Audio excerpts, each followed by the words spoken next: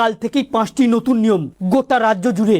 যদি আপনার কাছে বাইক অথবা স্কুটি থেকে থাকে তাহলে আপনার জানা একান্ত প্রয়োজন, কারণ আগামী কাল মুসলিমদের বকরা ঈদের দিনে বিগত সরকারের আমলে ছাড় থাকলেও এ সরকারের আমলে কোন রকম রেহাই নেই, আরো করা হচ্ছে প্রশাসন। না জানলে ঘোর বিপদে পড়বেন আপনি। যদি আপনাদের বাইক অথবা স্কুটি থেকে থাকে তাহলে জানা আপনার জন্য অত্যন্ত জরুরি, কারণ এর মধ্যে এমনও একটি নিয়ম লাগু হচ্ছে যেটার ফলে বাইক চালকের ফাইন সহ বাইক তো নিয়ে নেবেই নেবে, সাথে বাইক চালকের বাবা মা জেল জরিমানা পর্যন্ত হতে পারে। হ্যাঁ, একদম ঠিকই শুনেছেন। যদি আপনার বাইক থেকে থাকে আর আপনি যদি কোন রকম বিপদে পড়তে না ইচ্ছুক হয়ে থাকেন তাহলে জানা আপনার জন্য অত্যন্ত জরুরি। অতি স্বল্পক্ষণের ভিডিও শেষ পর্যন্ত দেখবেন। আলোচনা শুরু করার পূর্বে আপনাদের কাছে একটা রিকোয়েস্ট, ভিডিওটিকে অবশ্যই একটি লাইক করে জনস্বার্থে প্রচুর শেয়ার করবেন, কারণ আপনার একটা শেয়ার দ্বারা অন্যজনের জানতে অনেকটাই সুবিধা হবে। চলুন দেখে নেওয়া যাক বিস্তারিত। তো ফ্রেন্ডস, পশ্চিমবঙ্গে মসনদে রয়েছে বিজেপি সরকার। বিজেপি সরকারের আমলে সরকারি নির্দেশগুলিকে একের পর এক কড়াভাবে পালন করছে প্রশাসন।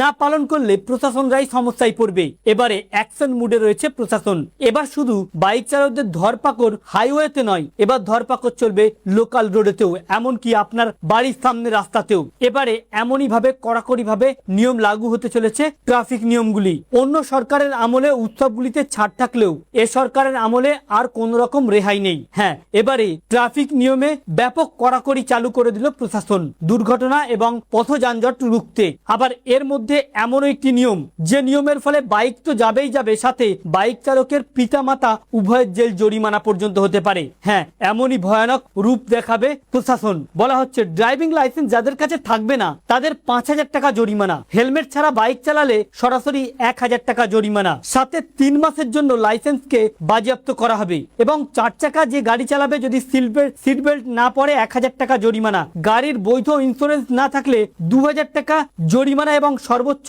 3 মাসের পর্যন্ত জেল হতে পারে। রেজিস্ট্রেশন সার্টিফিকেট না থাকলে তাহলে 2,000 থেকে 5,000 টাকা পর্যন্ত জরিমানা, পলিউশন সার্টিফিকেট না থাকলে 2,000 টাকা জরিমানা, মদ্যপ অবস্থায় গাড়ি চালালে 10,000 টাকা পর্যন্ত জরিমানা এবং সাথে চালকের 6 মাস পর্যন্ত জেল হতে পারে। এর থেকে ভয়ানক আইন হচ্ছে যদি কেউ নাবালক গাড়ি চালায় তাহলে বাইক তো নিয়ে নেবেই নেবে, সাথে বাইক চালকের পিতামাতা বা অভিভাবকের 25,000 টাকা জরিমানা এবং 3 বছর পর্যন্ত জেল হতে পারে। এবারে এই নিয়মটিতে আরো কড়াকড়ি চালু করেছে প্রশাসন।